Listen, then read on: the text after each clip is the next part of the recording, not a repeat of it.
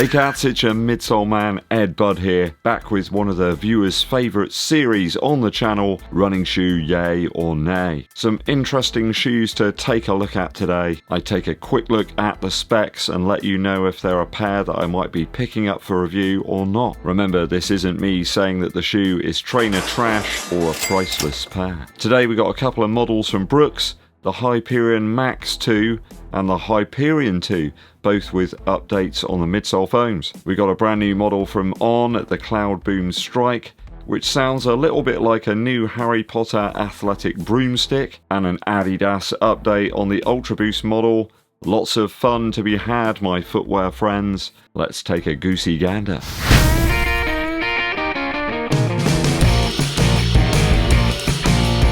Thanks for joining me on the channel. It is always appreciated.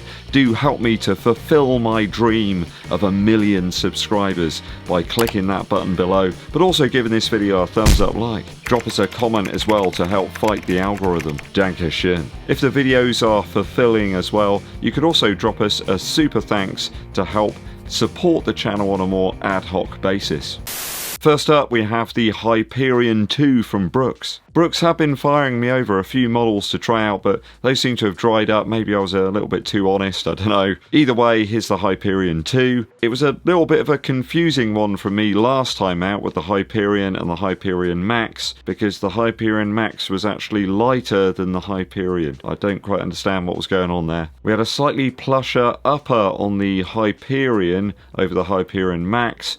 It was almost the same weight really.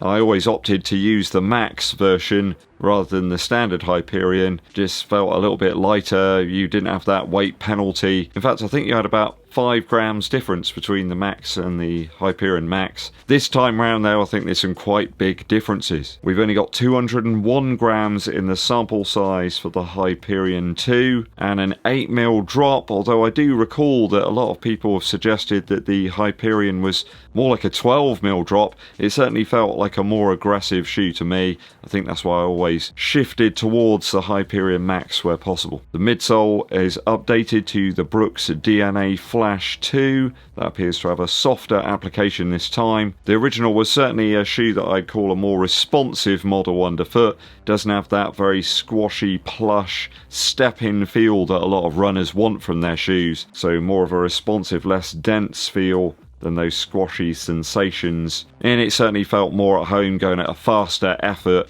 perhaps not what everybody wants on a daily shoe. It'll be very interesting to see what the foam is like here in the DNA Flash 2 material as a lighter framed runner. I really liked that one, but I guess it might not have had that sort of more plush squash that some people want, perhaps if you're a heavier built runner. And I think there was a bit of confusion between the two as well, because you find loads of full-size runs of both of the Hyperion and the Hyperion Max at crazy discounts sometimes. So at the moment I'm a bit on the fence about the Hyperion 2. I think once I've looked further into the Max, then I'll perhaps change my mind. So nay right now, but let's see what the next one's like.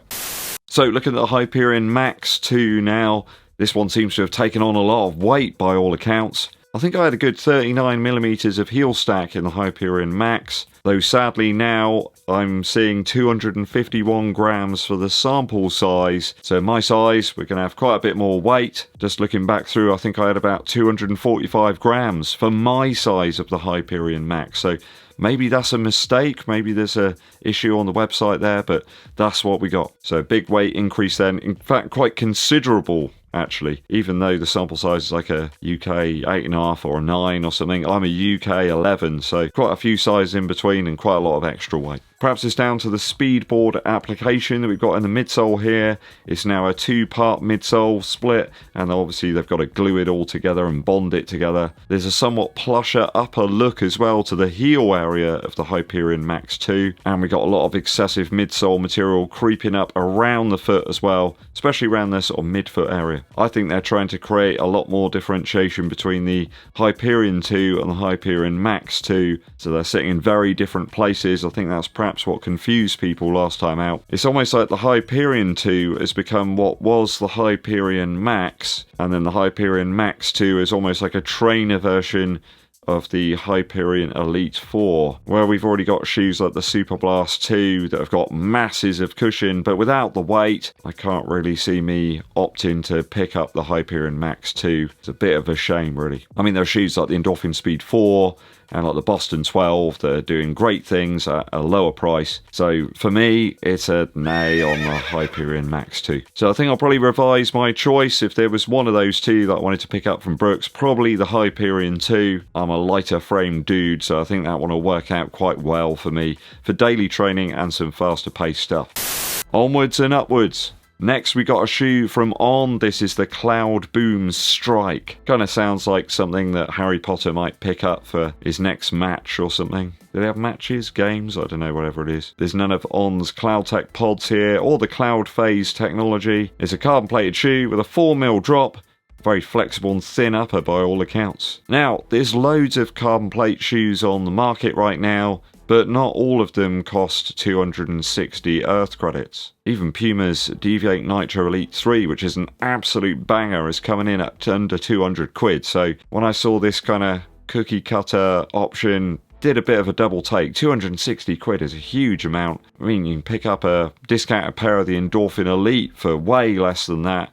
You're not far off the Alphafly 3 asking price, are you? And there's tons of pairs of those available right now, at least here in the UK anyway. If you want to get one of those, it's easy. They're just sitting on online store shelves. Do they have shelves? I guess it's like a warehouse or something, right? Hype is a very odd thing. There's a couple of interesting things about this shoe, but I mean, you can Instagram yourself into the ground, can't you? But is this any better than some of the other race shoes that are out there right now, which are considerably cheaper? We do appear to have the same lower durability rubber here in the heel, CloudTech elements, which are the small cutout areas of the heel. There's no real word on the weight on this one. I assume it's probably coming in at around about like 240, 250 for me. Though some strange basketball-like elements here with a drop-in midsole. We've seen that on some of the Kobe basketball shoes over the years, but this is one of the first, I suppose, to feature inside a running shoe.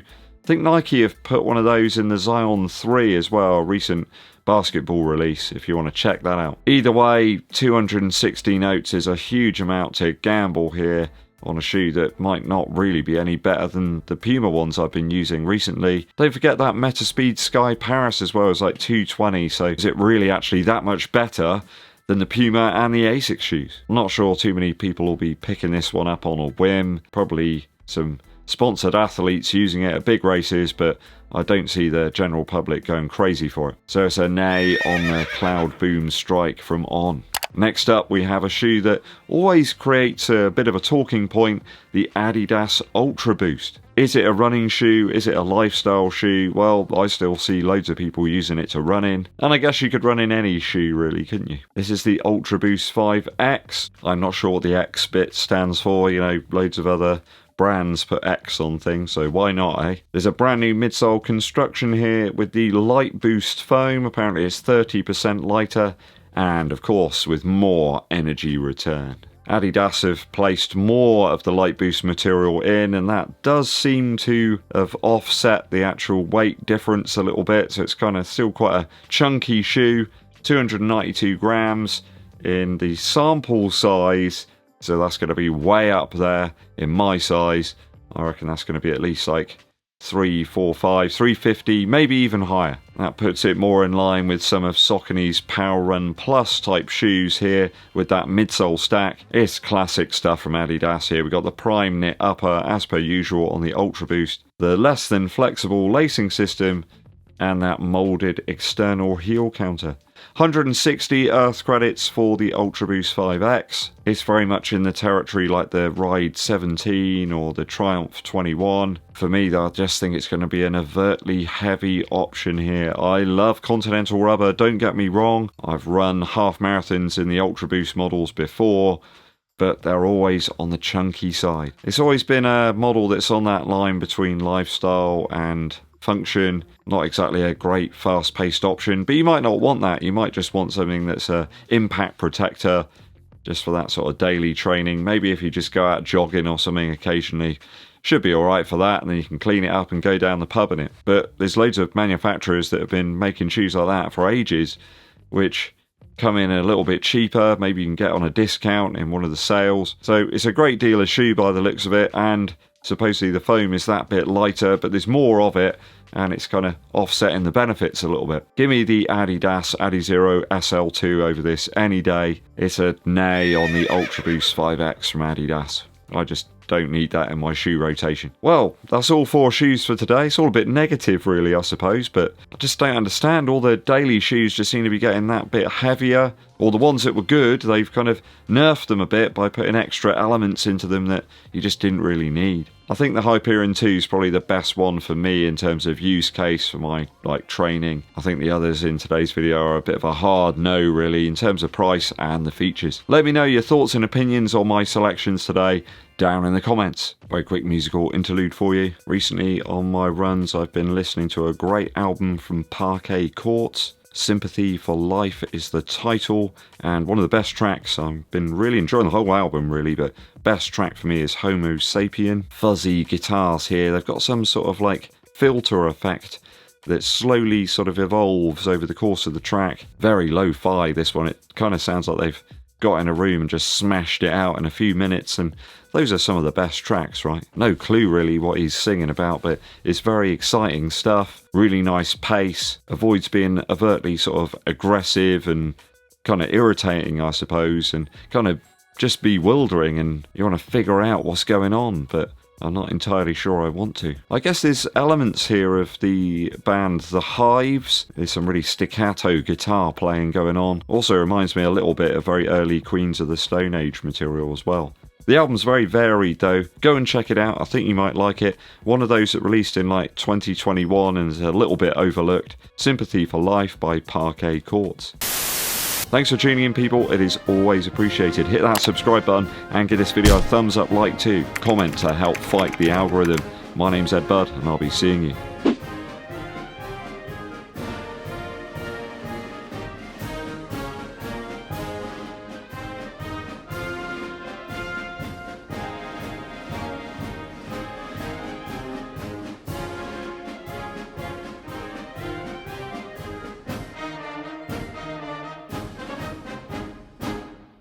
Oh, hi, it's me again. Just one thing to say, really, that imitation is the strangest form of flattery.